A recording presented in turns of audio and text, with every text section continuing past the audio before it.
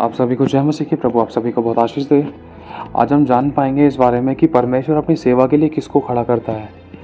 मेरे भाई और बहनों, ये बहुत ही महत्वपूर्ण प्रश्न है, बहुत बड़ा प्रश्न है और सच में इसका उत्तर सिर्फ प्रभु के पास ही है। क्यों? क्योंकि वचन के द्वारा इस बात को लेकर प्रभु ने हमें सिखाया है कि वो अपनी सेवा किसको करने के लिए कहता है। उसकी सेवा जो परमेश्वर की कलीसिया की सेवा है वो किसको देता है। अगर हम नए नियम में जाते हैं तो नए नियम में हमें बताता है, प्रभु का आत्मा वचन कहता है तीमुथियुस में कि सेवक पहले परखे जाएं। देखो, ये बात तो क्लियर है, ये बात तो निश्चय है। जो परमेश्वर की सेवा करना चाहता है या जिसको परमेश्वर सेवा के लिए बुला रहा है, ये दोनों प्रकार के लोग चुने जाते हैं, सेवा के लिए परखे जाते हैं। जब तक परखे नहीं जाते तब तक सेवा नहीं कर सकते। क्योंकि जब तक लिखा है ना, मैं तुझे दुख की भट्टी में परख कर जांच लूँ, जान लूँ कि तेरे मन में क्या है। क्योंकि बिना परीक्षा के कोई सेवा नहीं कर सकता। एक परीक्षा आती है कि दुख के समय, घटी के समय, बीमारी के समय, परेशानी समय और विरोध के समय क्या तू मेरी सेवा के लिए अड़ा और खड़ा रहेगा? क्या तू दृढ़ बना रहेगा या दृढ़ बनी रहेगी? या तू थोड़ी सी समस्या आते के साथ ही मेरी कलीसिया को, मेरी भेड़ों को छोड़ के भाग जाएगी? या तू मेरी चर्च को छोड़कर भाग जाएगा? या तू लोगों की देखभाल नहीं करेगा? छोटी छोटी बातों को लेकर परमेश्वर टेस्ट करता है, परखता है। धन को लेकर परखता है और भेड़ों के प्रति परखता है और हमारे विश्वास को लेकर परखता है। हमें घर में परखता है, अपनी खुद की पर्सनल ज़िंदगी में परखता है, कलीसिया में परखता है, सेवा में परखता है। विश्वासियों और अगुओं के साथ हम कितने विश्वास योग्य हैं उनको लेकर उस विषय में हमें परखता है। और हम प्रभु के साथ कितने वफादार हैं उन बातों को लेकर भी प्रभु में परखता है। एक विश्वासी जो परमेश्वर की सेवा करना चाहता है वो 100% परखा जाता है। ये पवित्र शास्त्र का किसी भी पुस्तक में से उठाकर देख सकते हैं। जिन जिन को परमेश्वर ने बुलाया है वो परखे गए हैं। और परख यहाँ तक कि इतनी खतरनाक तक हुई है परमेश्वर के लोगों की कि उनकी आंखों से आंसू तक आए हैं। वो बहुत रोए भी हैं, बहुत दुख भी उठाया है। लेकिन परमेश्वर का इतना बड़ा अनुग्रह परमेश्वर के उन लोगों पर हुआ है जिनकी परीक्षा की गई है। वो रोए तो सही, लेकिन वो सदा रोते नहीं रहे। परमेश्वर ने उनके आंसू को पूछा अपने वचन के अनुसार। उसके वचन में लिखा है ना, तेरे आंसू को मैं पूछूंगा, तेरे मारे मारे फिरने का मैं हिसाब रखता हूँ। मतलब एक विश्वासी मारा मारा जा सकता है, कहने का मतलब दर दर की ठोकर खा सकता है। प्रभु कहता है कि देख, तेरे आंसू को मैंने अपनी कुप्पी में भरा है। मतलब आंसू निकलेंगे जब भी तो कुप्पी में भरेगा। मतलब एक विश्वासी परखा जाता है इस प्रकार से कि उसकी आंखों से आंसू निकले। सही होने के बाद भी उसको सताया जाता है। ये परख है। देखो, गिर तो गए लेकिन पड़े नहीं रहे और हमें दूर तो कर दिया लेकिन हम त्यागे नहीं गए। क्यों? क्योंकि वचन में लिखा है, देखो, परमेश्वर कभी किसी की जान नहीं लेता है और सहने से बार कभी किसी की परीक्षा नहीं लेता है। ये वचन में लिखा है। जिन जिन की परीक्षाएं हुई हैं परमेश्वर ने उनकी जान नहीं ली है, उनको संभाला है, उनकी रक्षा सुरक्षा की है। जितनों के बीच में उनकी बेइज्जतियां हुई हैं, जिन्होंने उनके ऊपर उंगलियां उठाई हैं, जिन्होंने उनके ऊपर दोष लगाए हैं, जिन्होंने उनकी बुराइयां करी हैं, जिन्होंने उनके साथ गलत व्यवहार किया, उन सबों के सामने परमेश्वर ने अपने उन परखे हुए अभिषिक्तों को, जिनको संसार में से बुलाकर निकाल कर लेकर आया है, जिन्होंने परमेश्वर की सेवा के लिए अपने आप को दिया है, उन लोगों का परमेश्वर ने इज्जत मान सम्मान किया है। और वो सेम नहीं रहे। उनकी जिंदगियां बदली हैं, परिस्थितियां बदली हैं, हालात बदले हैं, उनकी घटियां भरपूरी बदली हैं, उनकी जिंदगी में छुटकारे हुए हैं, उनकी उम्र भी बढ़ाई गई है, उनको चंगाइयां भी मिली हैं, उनको सदा के घमंड का परमेश्वर ने कारण भी ठहराया है, लोगों को उनके आगे झुकाया भी है और परमेश्वर ने उनको शत्रुओं पर जय भी दिलाई है। हम दाऊद के द्वारा पढ़ सकते हैं और यहोशापात के बारे में पढ़ सकते हैं, मूसा के बारे में पढ़ सकते हैं। पुराने नियम के कितने सारे परमेश्वर के प्रॉफिट्स रहे हैं, भविष्यवक्ता रहे हैं। सबों की जिंदगी में कुछ ना कुछ परख आई है। किसी को धन को लेकर परख है, किसी को काम को लेकर परख है, किसी को परमेश्वर की सेवा को लेकर परख है कि सेवा अच्छे से करेगा नहीं करेगा, काम चोर वाला काम तो नहीं करेंगे, ढीलापन तो नहीं दिखाएंगे, कड़वाहट तो नहीं फैलाएंगे, कहीं सेवा को छोड़कर तो नहीं जाएंगे, हल्का सा विरोध हो गया, कहीं नाम तो नहीं डुबा देंगे प्रभु का, कहीं परमेश्वर को त्यागने वाली बात तो नहीं करेंगे, कहीं यीशु मसीह का इनकार तो नहीं कर देंगे। कलीसिया में परख आती है, अगुओं को लेकर परख आती है। पास्टर्स के प्रति हम क्या वफादार हैं, हमारे जो पास्टर्स हैं उनके प्रति हम क्या वफादार हैं। अगर उनके द्वारा उनके साथ वफादार नहीं है तो परमेश्वर के साथ वफादार कैसे रह सकते हैं। प्रभु पहले परखता है। एक विश्वासी जो परमेश्वर की सेवा करने के लिए अपने जीवन को प्रभु को देता है, जिसको परमेश्वर उठाना चाहता है, जिसके द्वारा अपनी सेवा लेना चाहता है, पहले वो परखा जाएगा। किसमें? सबसे पहले वो खुद की जिंदगी में परखा जाता है। क्या वो अपने इस जीवन को परमेश्वर के अनुसार चलाने के लिए तैयार है? क्या वो अपनी इस प्रकार की बात को, इस विश्वास को कर्म के द्वारा करके दिखा रहा है? पहला। दूसरा, क्या वो जिस कलीसिया में उसको रखा है, क्या उस कलीसिया के प्रति वो वफादार है? कहीं वो लूटने, व्यभिचार करने, चोरी करने, गलत और गंदे काम करने, किसी का गलत बर्ताव करने, किसी को फंसाने, किसी का गलत बर्ताव करने तो नहीं जाता है। कलीसिया में परखता है। तीसरा, जब कोई विरोध करता है, चाहे घर का हो, चाहे बाहर का हो, चाहे कलीसिया का, चाहे बाहर का हो, चाहे किसी भी जगह का हो, उस विरोध के समय में भी क्या वो व्यक्ति खड़ा रह सकता है? क्या वो चुप लगाकर दुख को सह सकता है? इस परिस्थिति में भी परमेश्वर परखता है एक सेवक को जो सेवा करना चाहता है। चौथा, क्या वो उन चर्च के अगुओं, जो भी उस विश्वासी के सर के ऊपर जो परमेश्वर ने दास रखे हैं, अभिषिक्त रखे हैं, पास्टर्स रखे हैं, क्या वो एक छोटा सा विश्वासी अपने पास्टरों के साथ वफादार है, विश्वासियों के है? कहीं जबान तो नहीं लड़ाता, कहीं तो बुराई तो नहीं करता, कमियां तो नहीं निकालता, कहीं चुगली तो नहीं करता, कहीं उनको पीठ पीछे छुरा तो नहीं मार रहा, कहीं उनके साथ गलत बर्ताव तो नहीं कर रहा, कहीं उनको धोखा तो नहीं दे रहा, कहीं उनके साथ गलत व्यवहार तो नहीं कर रहा? परमेश्वर यहाँ भी टेस्ट करता है। पांचवा, परमेश्वर इस बात को भी टेस्ट करता है कि इसके सामने मैंने धन रखा, तन रखा और इसकी ज़रूरतें रखी, क्या ये मेरे वचन को छोड़कर क्या इन चीज़ों को चुनेगा? शरीर की बातों पर या संसारिक बातों पर या व्यक्ति वस्तु प्राणी पर मन लगाएगा, या मेरे वचन को पकड़ कर रखेगा, चाहे कुछ आए या ना आए, चाहे अपने सताएं, चाहे अपने दिल दुखाएं, चाहे अपने छोड़ जाएं? ये किसको पकड़ कर रखेगा? संसार को या लोगों को, या संसार में क्या अभिलाषा को, या शरीर पर मन लगाएगा, या फिर मेरे वचन को पकड़ कर रखेगा? कहते हैं ना कि तू चंगा कर या ना कर, तू मेरा परमेश्वर है, तू आशीष दे ना दे, तू मेरा परमेश्वर है। कुछ इस प्रकार के लोग परमेश्वर की सेवा के लिए तैयार किए जाते हैं। आज हमें जांचना है हमारी जिंदगी में जो भी ऐसी परिस्थितियां, परीक्षाएं आई हैं, क्या हम परमेश्वर की परीक्षा में खड़े हैं? देखो, अगर आज तक हम गिर भी गए तो प्रभु ये नहीं कह रहा कि तू हार गई, तू मेरी सेवा के योग्य नहीं है। प्रभु आज ये नहीं कहता है हमसे। प्रभु कहता है तू गिर गई ना, तू गिर गया ना, उठ, खड़ा हो और फिर से उठ और दोबारा से सुसमाचार प्रचार की सेवा कर जो तुझे मैंने दी है। दोबारा से विश्वास योग्यता दिखा, दोबारा से ईमानदार रह, दोबारा से मेरे अगुओं, मेरे दासों का डर रख, दोबारा से सबसे पहले मेरे वचन का डर रख, मेरे दासों की अधीनता में रह, दोबारा से अपनी विश्वास योग्यता दिखा, दोबारा से अपने बुलाए जाने, चुन ली जाने को भली भांति सिद्ध करने का प्रयत्न कर, दोबारा से तू अपनी खुद की जिंदगी की परख में, घर की परख में, कलीसिया की परख में खरा निकल। मैं तुझे फिर से मौका देता हूँ। प्रभु बार बार मौका दे रहा है। प्रभु छोड़ नहीं रहा है, त्याग नहीं रहा है। यहाँ पर कोई स्कूल कॉलेज वाला हिसाब किताब नहीं है। अगर तू भाई फेल हो गया तो तुझे एडमिशन नहीं मिलेगा, या फिर तेरे नाम इस तू 4-5 बार फेल हो गया, दोबारा से तुझे स्कूल में एडमिशन नहीं मिलेगा तो दूसरे स्कूल में करा ले। नहीं, परमेश्वर को इस बात की चिंता नहीं है कोई चाहे क्या सोच रहा है क्या नहीं सोच रहा। प्रभु को इस बात की चिंता है कि क्या मेरा बेटा बदलना चाहता है, संवरना चाहता है, ठीक होना चाहता है, पवित्र जीवन जीना चाहता है, मेरी सेवा के लिए हमेशा हाँ करने के लिए राजी है। गिर गया लेकिन फिर से उठ रहा है, फिर से अपने कपड़े झाड़ रहा है, फिर से मेरी सेवा करने के लिए तैयार है। चाहे गिर गया, चाहे पड़ गया, चाहे दुखों में चला गया, चाहे घटी में चला गया, चाहे नुकसान में चला गया, मेरी सेवा को छोड़ तो नहीं रहा, हार तो नहीं मान रहा। प्रभु ये चीज देखता है कि मेरा बेटा आज भी मेरी सेवा करने के लिए हाँ कह रहा है। हाँ प्रभु मैं गिर गया था। तो ऐसे ही कुछ लोगों को प्रभु ढूंढ रहा है। गिर गया ना, कोई नहीं, मैं उठाऊंगा तेरे को, उठ खड़ा हो, क्योंकि तेरा प्रकाश आ गया है, यहोवा का तेज तेरे ऊपर उदय हुआ है। देख जाति जाति पर तो अंधकार और देश देश के लोगों पर घोर अंधकार छाया हुआ है, लेकिन तुझ पर यहोवा उदय होगा। प्रभु कहता है कि देख यहोवा का आत्मा तुझ पर है, यहोवा का आत्मा तेरे अंदर है। मैंने जाति जाति पर तुझे भविष्यद्वक्ता नियुक्त किया है, सुसमाचार सुनाने के लिए मैंने तेरा अभिषेक किया है कि जो कैद में, बीमार है, समस्या में, तकलीफों में, तू उनको छुड़ाए, उनको आशीषित और उनको उद्धार का एक मार्ग बताए, उनको तो छुटकारे दे, उनको तो चंगा करे, उनको तो आजाद करके लेकर आए, दुष्ट आत्माओं को तो निकाले, बड़े बड़े काम करे। ये प्रभु ने तुझे इसलिए चुना है। अब प्रभु आज हमें यहाँ पर ये बात बताना चाहता है कि बेटा देख, मैं अपनी सेवा उसी को दूंगा जो मेरी दृष्टि में निष्कपट और मेरा भय मानने वाला, बुराई से बैर करने वाला, नम्र और दीन है और मेरे वचन की इज्जत करता हो। जब संसार की दो बातों का चुनाव आता है तो मेरे वचन को चुनने वाला व्यक्ति हो, मैं उसको अपनी सेवा दूंगा। जो आखिरी सांस तक विश्वास योग्य रहे, मैं उसको अपनी सेवा दूंगा। चाहे वो 10 बार गिरे, चाहे वो रोज गिरे, मैं उसको रोज उठाऊंगा। क्यों? क्योंकि वो उठना चाहता है, वो बचना चाहता है, वो मेरी सेवा करना चाहता है। वो छोड़कर त्याग कर मेरे को भाग नहीं रहा है। मेरी सेवा, मेरी कलीसिया की सेवा को छोड़कर त्याग कर वो भाग नहीं रहा है। विपत्तियां तो आई लेकिन वो उठना चाहता है। उसको मारा तो गया लेकिन वो त्यागा नहीं गया। वो कुचला तो गया लेकिन उसको मैंने फिर से उठा लिया। क्यों? क्योंकि आखिरी सांस तक मेरे उस विश्वासी, उस अभिषिक्त जिसको मैंने अपनी कलीसिया की सेवा करने के लिए दी है, वो आखिरी सांस तक मेरे साथ वफादार विश्वासियों के रहना चाहता है। वो फिर से उठना चाहता है और वो बार बार ये कहता है, प्रभु देख मैं गिर गया, मैं गिर गई, मैं फिर से तेरी सेवा करना चाहती हूँ, मैं फिर से तेरी सेवा करना चाहता हूँ।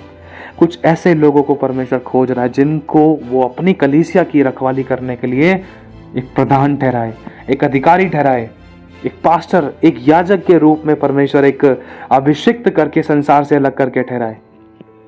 प्रभु कुछ इस प्रकार के लोगों को अपनी सेवा देना चाहता है जो चाहे गिर भी गए, चाहे उनकी जिंदगी में सब कुछ खत्म भी हो गया था, चाहे बर्बाद हो गया था, चाहे लोगों ने छीन लिया था, चाहे उनके पाप के कारण वो सब कुछ खत्म हो गया, लेकिन फिर भी उनकी जुबान पर यह रहता है, प्रभु मैं पश्चाताप करता हूं, मैं गिर गया, मुझे क्षमा कर, मुझे फिर से उठा और मैं फिर से तेरी सेवा करना चाहता हूं। तो ऐसे कुछ लोगों को परमेश्वर ढूंढता है, वो उठाना चाहता है, वो बदलना चाहता है, वो उनके द्वारा अपनी महिमा को प्रकट करना चाहता है।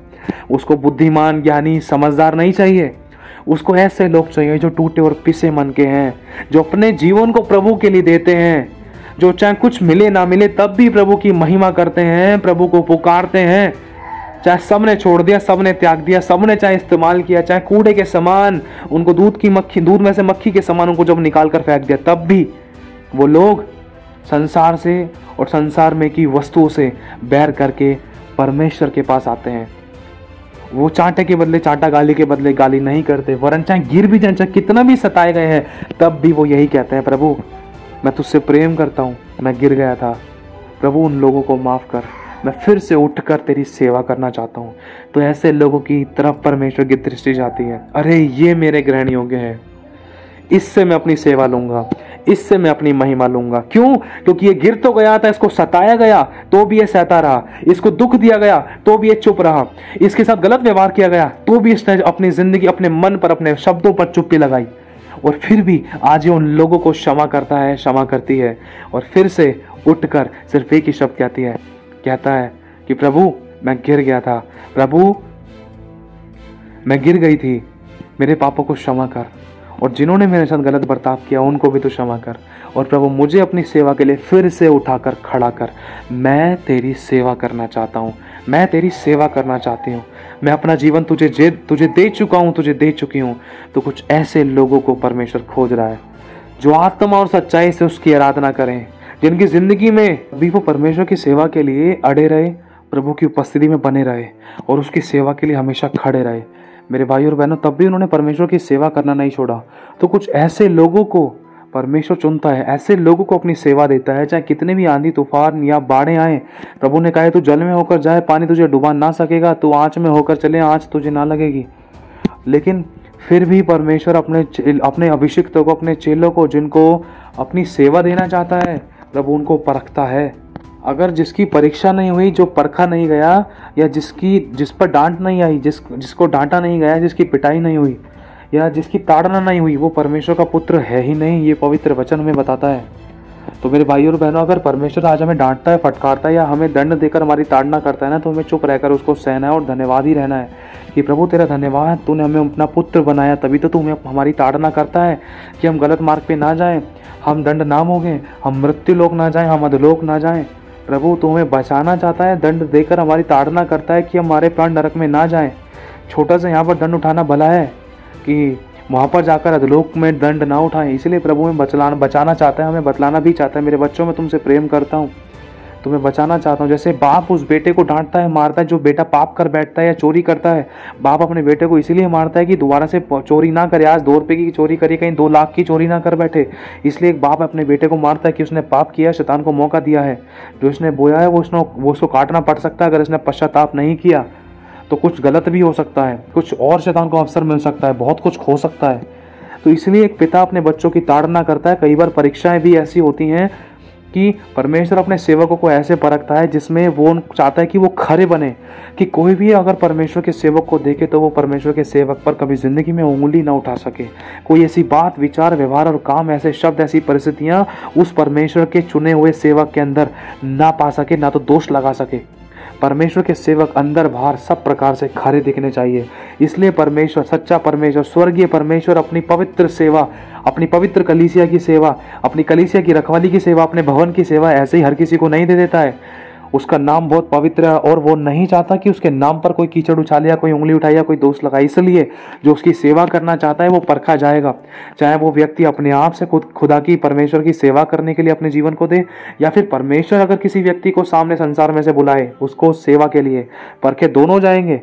जिसको परमेश्वर ने स्वयं बुलाया वो भी, जो परमेश्वर की सेवा स्वयं करना चाहता है वो भी, दोनों परखे जाएंगे। और परमेश्वर परख में इन दोनों सेवकों को मजबूत करता है। और जब तक हो सकता है कि बहुत से सेवक ऐसे हो सकता है कि कई सेवक बीच में से ही, बीच वाली परीक्षा के बीच में से ही छोड़कर त्याग कर संसार में चले गए, मूर्ति पूजा में लग गए, तो वो परमेश्वर की सेवा नहीं कर सके। हो सकता है कई ऐसे सेवक जो आखिरी सांस तक बने रहे, उन्होंने परमेश्वर के पद को पा लिया और अच्छे सेवक बन गए और लोग उनकी गवाही देते हैं। ऐसे भी परमेश्वर के आज सेवक हैं। और कुछ ऐसे भी हैं जिन्होंने दम तो भरा था कि हम प्रभु के लिए जीने मरने के लिए तैयार हैं, सब कुछ कर सकते हैं, लेकिन जब विपत्ति या समस्या या विरोध आया तो उन्होंने तुरंत यीशु का इनकार कर दिया। हम नहीं जानते यीशु को कौन है, विश्वास करना बंद कर दिया यीशु पर, मूर्ति पूजा में लग गए लोगों के डर से। ऐसे भी सेवक हैं। मैं किसी पर दोष नहीं लगा रहा, लेकिन प्रभु अपनी सेवा के लिए परखता है, परीक्षाएं आती हैं, प्रभु टेस्ट करता है। तूने मुझे अपनी सेवा देने के लिए कहा है ना, ठीक है, मैं तुझे अपनी सेवा दूंगा, मैं तुझे अपनी कलीसिया की रखवाली करने के लिए तुझे एक पास्टर बनाकर खड़ा करूंगा। लेकिन ध्यान रख, एक पास्टर की सीढ़ी तक पहुंचने के लिए ना जो बहुत सारे जीने हैं, उन जीनों के बीच में तलवारें लगी हुई हैं वचन की। वो जब तक तेरी कटाई छटाई नहीं करेंगे, तेरे अंदर से कमियों को, बुराइयों को जब तक नहीं निकालेंगे ना, तब तेरे अंदर से घमंड, गुस्सा, लालच, ढिठाई, लोह, मोह, मदिरा, ये सब प्रकार की बुराइयां, कड़वा, ढा, जलन, मतवालापन, जब ये सब चीज़ें तेरे अंदर से नहीं निकालेंगे, तब तक तू मेरी सेवा नहीं कर सकता। अगर तू मेरी सेवा करने के लिए हाँ कहता है, तो ये शुरुआत से लेकर ये आखिरी सीढ़ी, आखिरी पद तक तुझे परखा जाएगा, टेस्ट किया जाएगा। परमेश्वर टेस्ट करता है, ऐसी चीज़ों को, ऐसी परिस्थिति को सामने भेजता है जो हमने कभी सोची भी नहीं है, और कब चुटकियों में परमेश्वर एक एक सेकंड में हमें परख लेता है। ऐसा मेरे साथ बहुत हुआ है। परमेश्वर ने एक एक सेकंड में परखा है, एक एक सेकंड में, एक एक शब्द में परमेश्वर ने परखा है।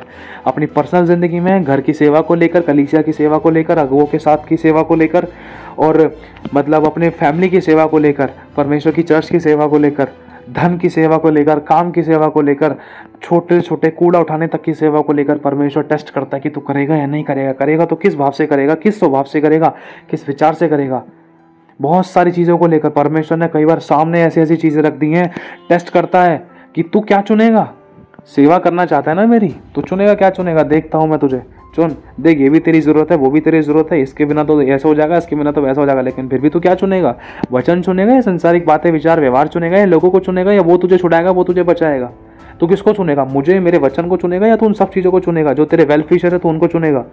प्रभु टेस्ट करता है। मेरे ज़िंदगी में ऐसी टेस्टिंग आई है। तो जो परमेश्वर की सेवा करना चाहता है, तो परमेश्वर कुछ ऐसे सेवकों को, ऐसे अभिषिक्तों को, ऐसे विश्वासियों को ढूंढता है जो मन के खरे हैं, जो कैसी भी परिस्थिति है, अगर वो गिर भी गए तब भी वो उठने का, दोबारा से अपनी सेवा को शुरू करने का और पूरे हृदय से पश्चाताप करने का दम भरते हैं ना, तो उन्हीं को परमेश्वर अपनी सेवा देगा। ये नहीं कि किसी को भी परमेश्वर evangelist, teacher, preacher, apostle, profit बनाकर खड़ा कर दे, नहीं। जो उसकी उपस्थिति के साथ गंभीर हैं, पहला। दूसरा, जो उसके काम को लेकर नम्र और दीन है, जो उसकी सुनकर चलते हैं। तीसरा, जो उसकी भेड़ों की देखभाल करने के लिए विश्वास योग्य हैं। चौथा, जो हर प्रकार से परमेश्वर के कामों को, परमेश्वर के वचन का चुनाव करने के लिए हमेशा आगे हैं। मेरे भाइयों और बहनों, और जो अपनी पवित्रता पर दोष नहीं लगने देते, और जो बुराई के साथ हाथ नहीं मिलाते, जो संसार को खुश नहीं करते, जो अपने शरीर पर मन नहीं लगाते, ऐसे कुछ लोगों को परमेश्वर अपनी सेवा को लिए चुनता है। जब भले ही ये सब पवित्रता के काम करते करते अगर बाई चांस बीच में अगर कोई गिर भी गया, तो भी परमेश्वर मौके देता है, उठाता है। क्यों? मान लो, देखो मैं आज तक भी गिरा, मुझसे आज भी गलती हुई है, ये सच्चाई है, मैंने आज भी गलती की है। अब इसका मतलब ये नहीं कि मैं अपने बाप का बेटा नहीं हूँ, बाप का बेटा हूँ और रहूँगा। लेकिन अगर ये बेटा बदलना चाहता है, अगर उठ नहीं पा रहा है, मन से, दिल से टूट चुका है, तो इस बेटे को उठाएगा परमेश्वर। चाहे किसी अभिषिक्त को भेजेगा, चाहे कोई वचन सुनाएगा, या किसी अभिषिक्त के द्वारा बात करेगा, या वचन से बात करेगा, या कानों में आवाज़ आएगी, या मन में वचन डालेगा, या अपनी परिस्थिति को ऐसा क्रिएट कर देगा कि अपने प्रेम को मेरे आगे ऐसा प्रकट करेगा कि अपने उसकी प्रेम की सामर्थ्य से मुझे फिर से उठाकर खड़ा करेगा, मेरे आंसू को पोंछ देगा, मुझे सीने से लगा लेगा, और फिर से मैं उसकी सेवा करने के लिए तैयार हो जाऊँगा। कब? जब मैं खुद बदलना चाहूँ, पश्चाताप करना चाहूँ, और मैं परमेश्वर की सेवा को पूरा करना चाहूँ। उदाहरण के तौर पर मान लो ऐसा कोई बाप है, कोई बेटी है, बेटा है, मान लो मैं हूँ और मेरा बेटा या बेटी है। अब वो छोटी सी उम्र में गिर गया, अब ये थोड़ी ना कि मैं उसको अपना बेटा बेटी नहीं मानूंगा, बेटा बेटी मानूंगा, हमेशा मानूंगा। क्यों? क्योंकि वो भाई मेरे द्वारा परमेश्वर ने यह अनुग्रह किया है कि मुझे माता पिता बनने का एक सौभाग्य दिया है परमेश्वर ने, और वो मेरे बेटा बेटी रहेंगे। अब अगर वो गिर भी गए तो इसका मतलब ये थोड़ी ना कि वो मेरे बेटा बेटी नहीं है, गिर गए तब भी वो मेरे बेटा बेटी ही रहेंगे। और अगर वो नहीं उठ रहे तो मुझे उनको उठाना है, अगर वो खुद उठ रहे हैं तो उनका हाथ पकड़ के मुझे संभाल कर उनको चलाना है। तो इसी प्रकार से हमारे एक पिता का काम है।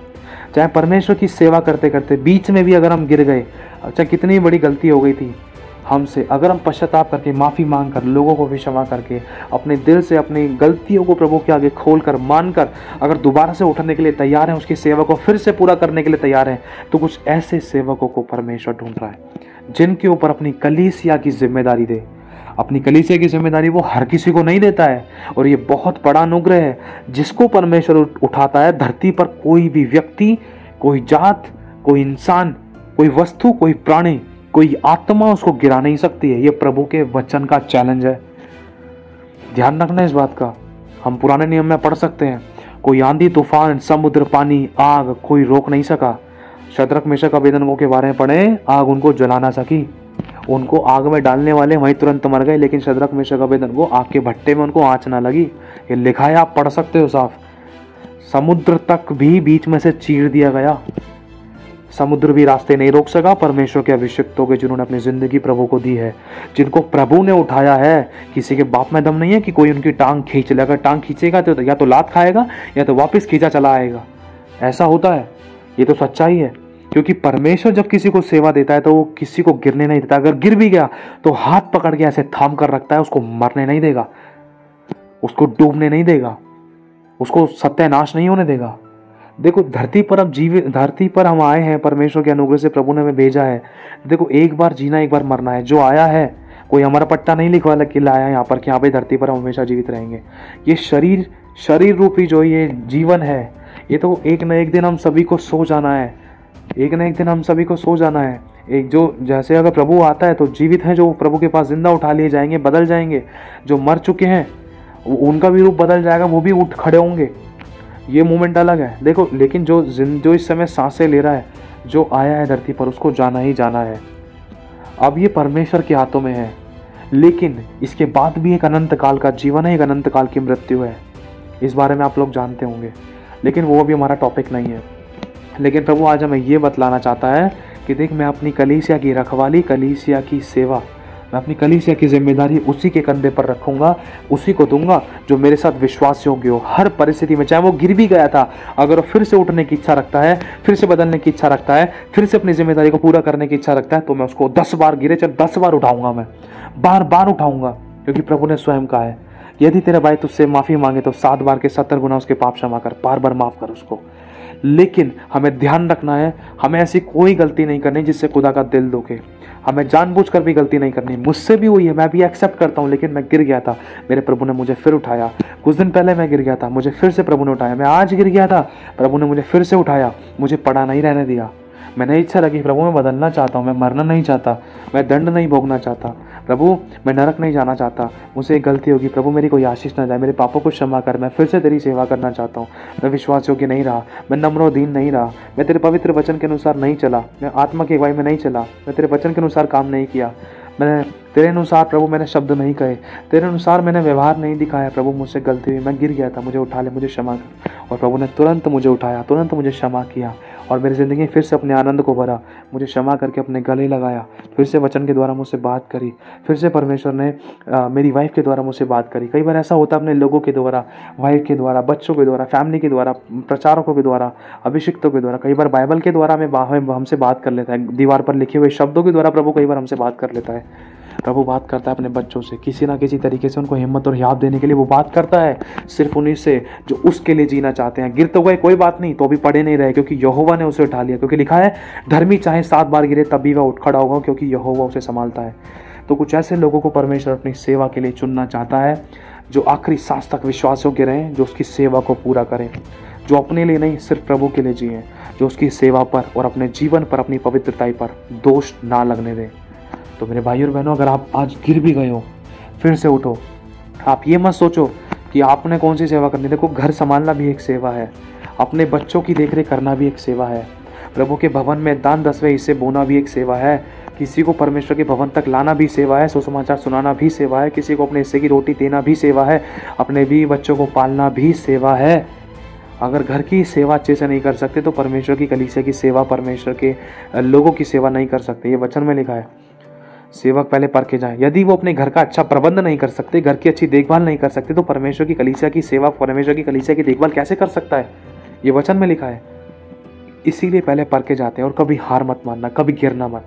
मैं बहुत गिरा हूँ, मैं बहुत गिरा हूँ, जानबूझ कर, जाने अनजाने में, सब प्रकार से मुझसे गलतियाँ हुई, लेकिन मैं पढ़ा नहीं रहा, रोया, दुख हुआ, शांत बैठा, और मेरा मन बहुत टूटा, दिल टूटा, लेकिन मैंने दिल से प्रभु के आगे पश्चाताप किया और मेरे प्रभु ने मुझे फिर से उठाया। आप कभी डरना मत, घबराना मत। प्रभु बहुत प्यार करता है, वो फिर से उठाएगा और सामर्थ्य रूप से आपको उठाकर खड़ा करेगा। उसको पता है कि मेरा बेटा, मेरी बेटी गिर गई थी, शैतान ने भरमा दिया था, शैतान की वजह से गिरने में एक समस्या हुई, इसने खुद शैतान को मौका दिया, इसकी गलती जानबूझकर इसने ये किया वो किया। फिर भी अगर हम पश्चाताप करते हैं, मन फिराते हैं और हम दोबारा से अपनी जिम्मेदारी को पूरा करते हैं, सेवा को पूरी तरीके से करते हैं नम्रता, दीनता के द्वारा, तो प्रभु दोबारा हमें माफ़ करने के लिए, क्षमा करने के लिए उसका लहू, और वो स्वयं हमारा प्रभु हमें, हमारे लिए विश्वास योग्य और धर्मी है। तो प्रभु आशीष दे आप सभी को। जय मसीह की। और एक बात और कहना चाहता हूँ, ध्यान से सुना, भी तुरंत आत्मा में आया कि सेवा कोई छोटी और बड़ी नहीं है। इस बात को कभी मत भूलना। यीशु मसीह ने कौन सी सेवा करी है? यीशु मसीह ने पैरों को धोने की सेवा करी है। आज पैरों को हम नहीं धो रहे हैं, लेकिन हम बड़े ओहदे पर जाना चाहते हैं, हम सोच रहे हैं कि वही सेवा है। नहीं, शुरुआत पैरों से होगी, शुरुआत नीचे से होगी, शुरुआत मुंह के बल दंडवत करने से होगी प्रभु के आगे, शुरुआत लोगों की सेवा करने से होगी, शुरुआत अपने घर की जिम्मेदारी को, उन घर की सेवा करने से होगी, शुरुआत अपने बूढ़े बुजुर्गों की सेवा करने से होगी, शुरुआत अपने लोगों की सेवा करने से होगी, शुरुआत सबसे छोटे ओहदे पर सेवा करने से शुरू होगी। मेरे भाइयों बहनों, जब छोटी चीज़ों में परमेश्वर आपको देखेगा ना, मेरा बेटा विश्वास हो गया, तो कुछ मिल नहीं रहा है तब भी सेवा कर रहा है, सामने से गाली लात घूसे जूते मिल रहे हैं तब भी ये सेवा कर रही है, रोटी बनाकर दे रही है, अपनी तरफ से अच्छा करके दे रही है, भलाई कर रही है, प्रेम कर रही है, कपड़े धोकर दे रही है, कमा कर ला रहा है, कमा कर ला रही है। किसी से इच्छा नहीं रख रही कि कोई मुझे देगा पलट कर, नहीं, प्रभु उससे इच्छा रख रही है, तो प्रभु उसका रिवॉर्ड देगा एक समय आने पर। हालेलुया। तो प्रभु आशीष दे आप सभी को। जय मसीह की। प्रभु तुझसे ही कह रहा था।